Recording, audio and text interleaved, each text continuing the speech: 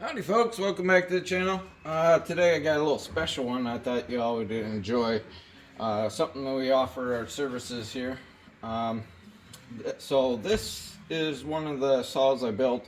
That's it's a Pro Mac 700, I believe it's 700. Yeah, should be. Yeah, Pro Mac 700. Ported this. I haven't seen this one in a while. This is a customer's. It came back because there was a lot of oil and something with the oiler I found an issue with that was leaking, so that's or wasn't working on auto. So we found the issue and fixed it, of course. Now that we found what was actually problem with the tank is that there is a crack. You kind of see a little bit right here on the outside, and then as I was cleaning it out with I took my Dremel, cleaned it all up, took some of the paint out, and to clean up that crack as well, so we can seal it. So this crack goes down this crevice here and a little bit over on this side. So right now, after I took the Dremel, cleaned it all out, we're using the clean out of my 3-part system here that I usually use on sealing up the Pro Mac 800s, 850s, or the 125s, anything with the sealed fuel tank. This is what I use, is this tank sealer from KBS. Not sponsored, by the way. Just a really great product. It does take some time and some a little bit of patience. So we got the clean in there. It's been sitting in there, and now we got to rinse it out with some water, and then we're gonna dry it so we can get the second part on, which is the it's like an etch. So like let's see, it's a rust remover and etching. So it leaves a zinc phosphate coating on it, which is nice if you got steel, so it don't rust anymore. Great for aluminum too, so it don't corrode. It's only temporary. This stuff does wear off, but it works great for an adhesion promoter for the tank sealer, which is kind of it's like a real thick product, and it adds like a flexibility. It has a little flexibility into it, and so if you do have stuff that moves around, it will move with it. It seals up to cracks and holes up to a 1/16 of an inch, which is very impressive. When you go a 1/16 of an inch, that's pretty big for sealing wise. All right, so after I get the crack that all cleaned out, I want to get some air in there. Try to clean out the crack a little bit. Dry it out.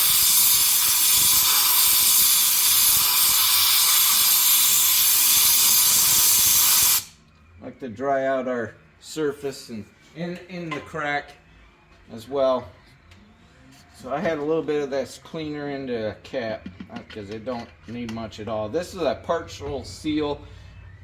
Normally what I would do if this is all apart, I would plug up all the holes that we need and tape off where our pump goes, our oil pump, and then seal the entire thing like I would do the fuel tanks.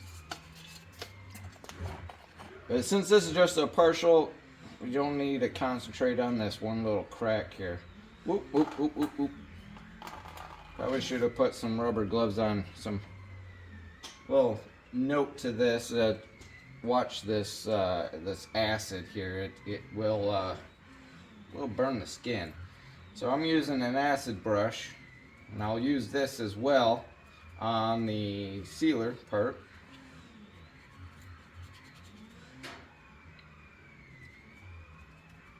So we want to get this all around. I kind of went a little outside the area of the crack so we get a good seal, long lasting.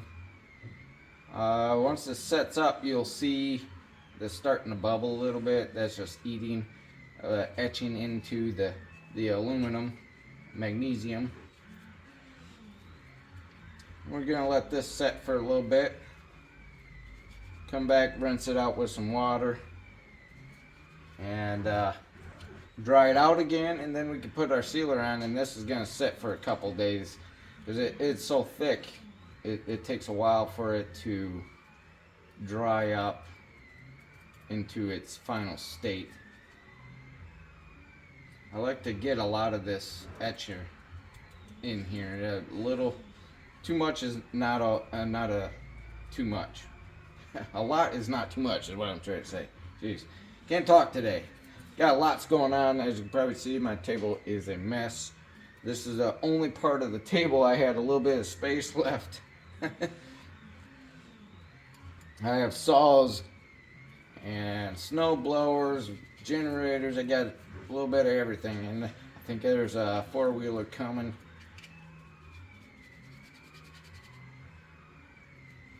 Alright, now that I've played with this enough, we can let this set up. Let it kind of bubble. It's got starting a little bubble here. Alright, so I'll bring it back when we're ready to wash it out.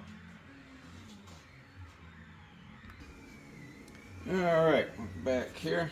Have you heard any background noise? That's the 3D printer kind of going crazy, doing its thing, and then sure the heater will kick on here pretty soon. Yeah, yep, just kicked on. Sometimes it rattles. It's a bunch of noise. Alright, so we're going to clean this out with some fresh water. Now we got a nice etch on there. You can see the water kind of beating up, and that's that phosphate coating. Very nice stuff. Etching in right into it. Yep. Alright, looking pretty good. So, next, we need to get some air into there.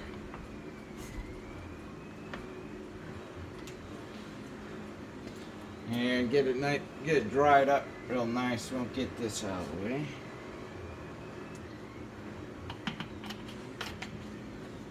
Then we can move on to our third part, which is the sealer. So when the sealer, you want to shake it up, or not shake it, don't shake it, stir it real good.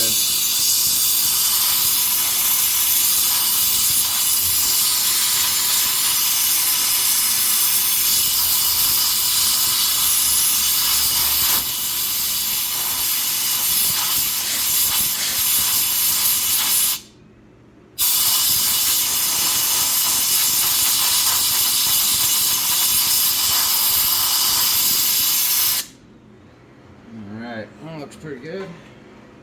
Normally when I'm doing like a tank, I let it dry for a day or two after rinsing everything out, because I don't want to mess with anything.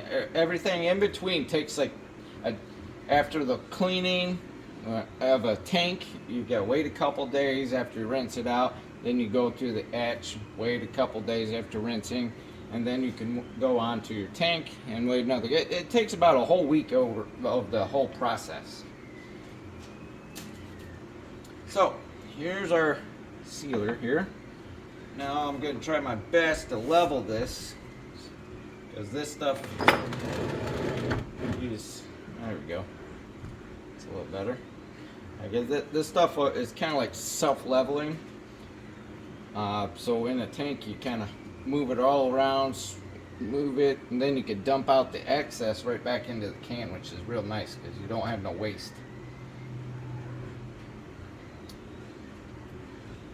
And then it sticks to everything all around it. It's really nice product. Now this here is silver in color, so your whole tank in the inside will be silver. And then you want to be pretty generous with it. Like I said, you can take any of the excess and put it right back into the tank. I want to get good coverage all the way around past the crack area.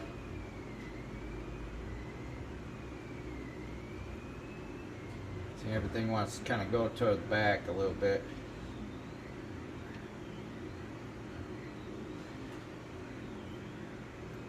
So every once in a while, every 5 minutes or so, I'll take it, move it around with the brush here, what we have in there, because this is all we're gonna need.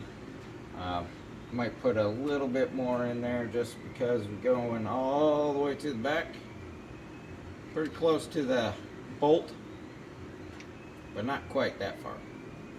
So we don't want to seal our bolt in. We want to make sure this is still accessible for repairs and whatnot. We're going to go up the side of the little lip for the oiler, and a ways up on the, put a little bit more up there, a little ways up on the top here. Alright, so now all this is going to get moved around every 5 minutes, like I said. And then we'll let it set and dry, and that's that. So we're pretty much done. I'm going to let this dry, and then, like I said, you can put everything back to normal. I want to try to keep it off this lip, though, for our lid. But like I said, this is not pressurized, so this is going to be even better. It's going to hold that crack, fill it up, and then seal it off to everything else, and then we won't have no, hopefully this is the only crack to that. I looked all over and I don't think there is another crack, but hopefully this will do the job and we'll have no more oil getting everywhere. So. Alright folks, well that's pretty much it for today, and just wanted to share this little process with you and what service we offer here, and I thought this would be interesting to show you though. So y'all be good, be kind, be safe, and see you on the next one.